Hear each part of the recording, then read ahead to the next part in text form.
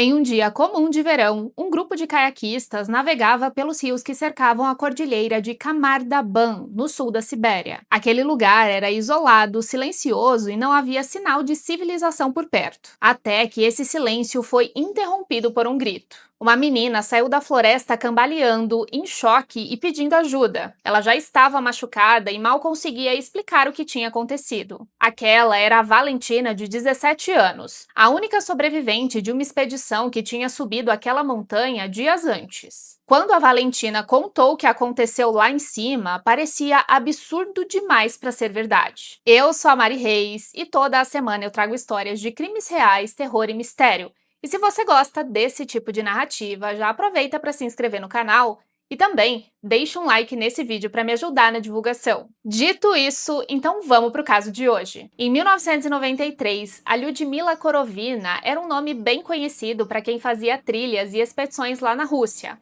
Mas o nome dela não era uma unanimidade. Muitas pessoas diziam que ela era rígida demais e acabava expondo seus alunos a riscos desnecessários. Alguns diziam que ela colocava as pessoas em situações muito extremas cedo demais e que empurrava os limites antes da hora. E tinha até quem dissesse que em algum momento isso daria muito errado. Mas o curioso é que essas críticas nunca vinham de pessoas que caminhavam lado a lado com ela.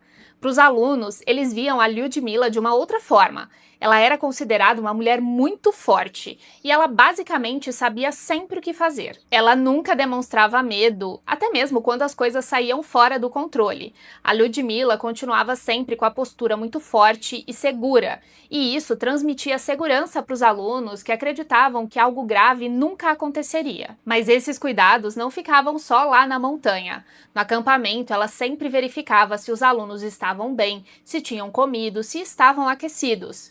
E esses cuidados constantes faziam com que ela fosse vista como uma mãe e aumentava ainda mais a confiança que eles tinham nela. No verão de 1993, a Lyudmila foi escalada para liderar uma equipe até a serra de Kamardaban, no leste da Sibéria. Era uma região antiga, isolada, mas que não tinha fama de ser extremamente perigosa. No verão, inclusive, não era nada incomum encontrar outros grupos fazendo trilhas por ali. Com ela estavam 6 jovens alunos que tinham uma certa experiência. Entre eles estava um rapaz de 23 anos chamado Alexander Selivanov, mais conhecido como Sasha. O Sasha tinha uma relação diferente com o grupo, porque desde pequeno ele foi criado pela Lyudmila, e apesar deles não serem mãe e filhos de sangue, ela tratava ele como se fosse. Além disso, de todo o grupo, o Sasha era o mais forte e também o mais experiente. E de tão experiente, ele não seria somente mais uma pessoa dentro da expedição,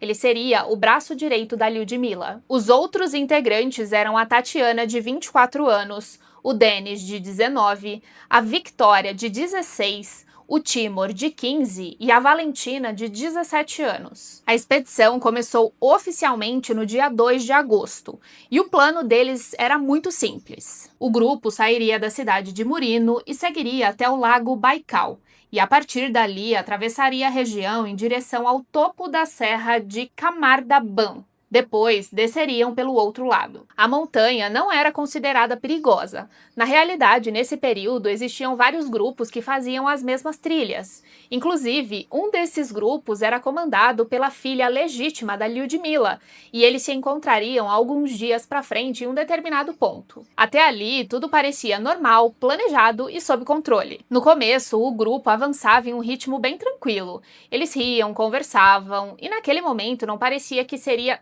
nada diferente de todas as outras expedições que eles já tinham feito. Mas tudo isso mudou no dia 4 de agosto, porque assim que eles passaram da linha das árvores e chegaram em uma parte que era bem mais aberta, o clima mudou drasticamente. Começou a esfriar, o tempo fechou e começou a chover. E em pouco tempo a temperatura começou a cair muito rápido. Conforme eles andavam e as roupas ficavam encharcadas, o grupo começou a sentir muito frio e muito cansaço, mas a Lyudmila mantinha todos eles em movimento. Ela reunia todo o grupo, falava com muita firmeza e confiança, dizendo que coisas daquele tipo aconteciam e que eles tinham que continuar. E como das outras vezes isso sempre deu certo, os alunos confiavam cegamente nela e eles continuaram o caminho. Foram horas horas caminhando no frio e na chuva, e conforme o tempo foi passando, o corpo já não respondia da mesma forma como estava respondendo lá no começo. Até que na noite do dia 4 de agosto, eles conseguiram chegar bem próximo do topo da montanha. Mas o lugar que eles estavam era aberto, totalmente sem árvores, sem nenhum tipo de abrigo. Era vento e chuva o tempo todo. A Lyudmila parou e disse que eles não continuariam naquela noite e que era para montar o acampamento naquele local. Isso pegou todo mundo de surpresa, porque eles estavam a cerca de 30 minutos de uma floresta. E seria o local ideal para eles conseguirem acampar, até porque protegeria do vento e eles conseguiriam fazer uma fogueira. No fim, eles acabaram ficando ali, até mesmo porque a decisão já estava tomada. Mas foi a partir desse momento que as coisas começaram a dar muito errado. E a parte mais engraçada disso é que nenhuma das pessoas que estava ali no grupo questionou a Lyudmila. Eles simplesmente obedeceram, ficaram lá, porque eles tinham a confiança que ela já era uma pessoa muito experiente e que sabia o que estava fazendo. O grupo montou 2 barracas naquele local, e o tempo todo era muito vento, muita chuva, eles estavam cansados, com frio, e qualquer coisa que eles faziam exigia um esforço muito grande. Durante a madrugada, como eu disse que tinha muito vento naquele local, as barracas se soltavam, o grupo tinha que levantar, arrumar tudo aquilo, eles voltavam, tentavam dormir, mas basicamente eles não conseguiram dormir naquela noite. Na manhã seguinte, assim que a Lyudmila saiu da barraca, ela percebeu na hora que não dava mais para continuar. Estava mais frio ainda e o vento não tinha parado. Nesse momento, ela percebeu que continuar seria muito perigoso. O grupo acordou, eles desmontaram o acampamento e começaram a descer em fila. Naquele momento, eles imaginaram que poderiam encontrar com o grupo da filha da Lyudmila. Pelo menos era o que eles pensavam. Mas poucos metros depois, o Sasha, que era o último da fila, começou a gritar e caiu no chão. No começo, ninguém acreditou que era algo grave, até porque o Sasha tinha ajudado todo mundo durante toda a noite, então o grupo acreditava que ele só estava muito cansado. Eles ajudaram o Sasha a levantar e ele tentou andar mais um pouco, mas ele caiu de novo, e ali ficou claro que tinha alguma coisa muito errada. Assim que ele caiu no chão pela segunda vez, ele estatelou os olhos, mudou completamente a expressão e começou a sair sangue pelos seus olhos e ouvidos, e a sua boca começou a espumar. Eles perceberam que o Sasha estava tendo uma convulsão. No momento que todo mundo viu aquilo, a Lyudmila saiu correndo para ajudar ele e pediu para que o grupo continuasse descendo. Mas em pouco momento, assim que ela chegou no Sasha, ela também começou a passar mal e caiu em cima dele. A partir desse momento, a situação saiu completamente fora do controle. A Tatiana correu para ajudar a Lyudmila, mas antes que ela pudesse fazer algo, ela mesma começou a agarrar a própria garganta como se tivesse alguma coisa que a impedisse de respirar naquele momento. Em um estado de agonia e desespero, ela correu até uma pedra próxima e começou a bater a cabeça como se ela quisesse se livrar daquilo que estava acontecendo. Naquele momento já eram 3 pessoas caídas no chão. Os 4 que sobraram estavam desesperados vendo tudo aquilo que tinha acontecido. A Victoria e o Timur saíram correndo montanha abaixo de uma forma desordenada. Parecia que eles estavam em uma espécie de surto e estavam completamente desorientados. Eles gritavam, se batiam antes de cair no chão. E depois que isso aconteceu, eles começaram a se contorcer, vomitar sangue e também seguravam na garganta como se tivesse alguma coisa impedindo eles de respirar. A Valentina, que tinha só 17 anos, via tudo aquilo sem conseguir entender direito o que é que estava acontecendo. Ao mesmo tempo que ela olhava para os amigos, ela tentava passar a mão no seu rosto e no próprio corpo, tentando sentir se algo também estava acontecendo com ela. Mas não tinha sangue, não tinha dor, não tinha nada. E foi nesse momento que ela olhou para o Dennis, pegou no braço dele porque queria descer com ele da montanha. Só que ela percebeu que ele estava completamente paralisado. Apesar de ter consciência, ele não conseguia mais se mexer. E nesse último momento de clareza, ele disse para Valentina pegar o essencial e fugir dali o mais rápido possível. A Valentina não discutiu, ela só pegou o essencial, começou a descer a montanha em um estado de pura sobrevivência. Ela conseguiu chegar até a linha das árvores em um local relativamente seguro que ficava embaixo de uma pedra. Ela entrou no saco de dormir e passou a noite ali, em um estado de choque absoluto. Em vários momentos, ela tinha certeza que o que aconteceu com os amigos dela, a qualquer momento também poderia acontecer com ela, e ela tinha certeza que daquela noite não passaria. No dia seguinte, assim que ela percebeu que o clima estava um pouco mais calmo, ela decidiu voltar até o local onde estavam seus amigos. No fundo, ela tinha a esperança de que poderia encontrar alguém vivo. Mas ao chegar lá, ela percebeu que isso não era uma realidade. Ela se despediu dos amigos, fechou os olhos deles e pegou os suprimentos. Depois disso, colocou tudo na mochila e voltou sozinha para a floresta. Nos dias seguintes, a Valentina lutou com todas as suas forças. Ela teve a ideia de seguir o curso do rio na esperança de conseguir encontrar alguém. Foram 4 dias de solidão, até que em um determinado momento ela começou a ouvir vozes humanas. Ela deu um grito muito alto que foi ouvido por aqueles caiaquistas ucranianos que estavam passando no rio. A Valentina estava em completo estado de choque, com as roupas rasgadas e a pele manchada de sangue seco. Ela mal conseguia falar e explicar o que é que tinha acontecido. Ela foi levada ao hospital, onde foi diagnosticada com hipotermia severa, desidratação e trauma psicológico profundo. Naquele momento, o foco era cuidar 100% dela, oferecer o tratamento adequado até ela conseguir conversar e contar o que tinha acontecido. Quando finalmente ela conseguiu falar, ela explicou sobre o colapso repentino, o que aconteceu com cada uma daquelas pessoas e o pânico que ficou naquele local. Para os médicos e autoridades, aquele depoimento dela parecia mais um delírio criado por conta do trauma que ela tinha vivido. Mas conforme o tempo foi passando, eles perceberam que simplesmente algumas coisas não se encaixavam. Cerca de um mês depois, as equipes de busca finalmente conseguiram localizar os corpos.